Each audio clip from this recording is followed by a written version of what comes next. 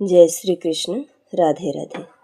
आज के इस वीडियो में आप सभी सुनेंगे कार्तिक मास महात्म्य के 15वें अध्याय की कथा। तो आइए सुनते हैं।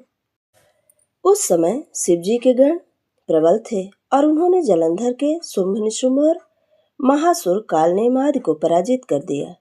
यह देखकर सागर पुत्र जलंधर एक विशाल रथ पर चढ़कर, जिस पर लंबी पताका लगी हुई थी, युद्ध भूमि में आया।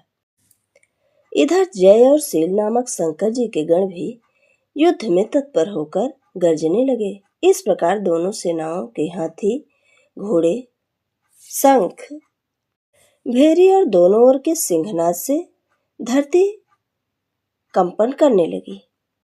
जलंधर ने कुहरे के समान असंख्य बाणों को फेंककर पृथ्वी से आकाश तक व्याप्त कर दिया और नंदी को 5, गणेश को 5, वीरभद्र को एक साथ ही 20 बाण मारकर उनके शरीर को छेद दिया और मेघ के समान गर्जना करने लगा।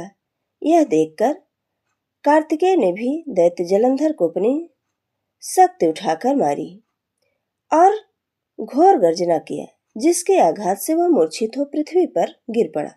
परंतु वह शीघ्र ही उठ पड़ा और क्रोध से कार्तिकेय जी पर अपनी गदा से प्रहार करने लगा। ब्रह्मा जी के वरदान की सफलता के लिए शंकर पुत्र कार्तिकेय पृथ्वी पर सो गए। गणेश जी भी गदा के प्रहार से व्याकुल होकर धरती पर गिर पड़े।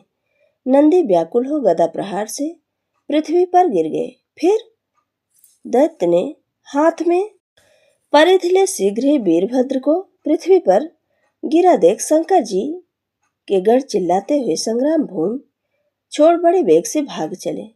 वे भागे हुए गण शीघ्र ही शिव जी के पास आए और व्याकुलता से युद्ध का सब समाचार कह सुनाया। लीलाधारी भगवान ने उन्हें अभय दे सबका संतोष वर्धन किया।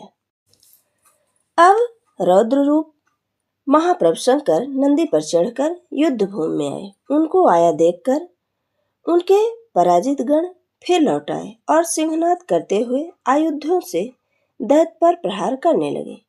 भीषण रूपधारी रुद्र को देख दैत्य भागने लगे।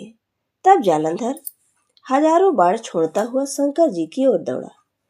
उसके शुंभ निशुंभ आदि वीर भी शंकर जी की ओर दौड़े। इतने में शंकर जी ने जलंधर के सब बाण जालों को काट अपने अन्य बाणों की आंधी से दैत्यों को अपने फरसे से मार डाला।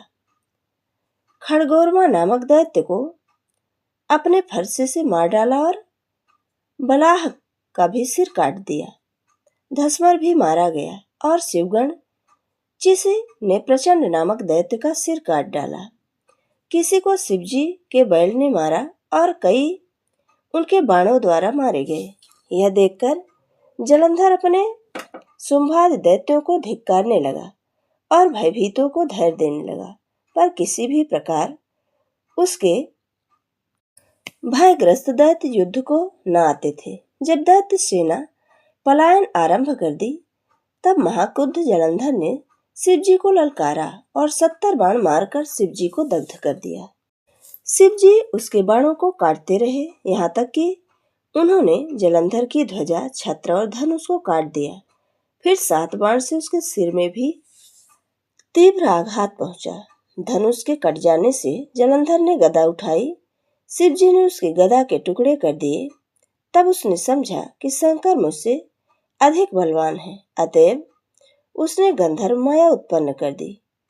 उनके गंधर्व अप्सराओं के गण पैदा हो गए। वीणा और मृदंग आदि बाजों से साथ नृत्य गान होने लगे। इससे अपने गणों सहित रुद्र भी मोहित होकर एकाग्र हो गए। उन्होंने युद्ध करना बंद कर दिया। फिर तो काम मोहित जलंधर बड़ी शीघ्रता से शंकर का रूप धारण कर वृषभ पर बैठकर पार्वती जी के पास पहुंचा। उधर जब पार्वती जी ने अपने पति को आते देखा, तो वे अपने सखियों का साथ छोड़ दी और आगे आईं। उन्हें देख कामातुर जलंधर का वीरपात हो गया और उसके पवन से वह जड़ भी हो गया।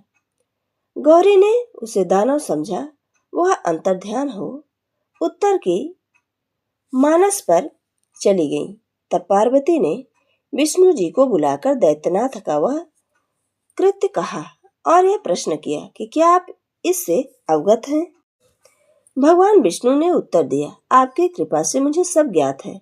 हे माता, आप जो भी आज्ञा करेंगी मैं उसका पालन करूंगा।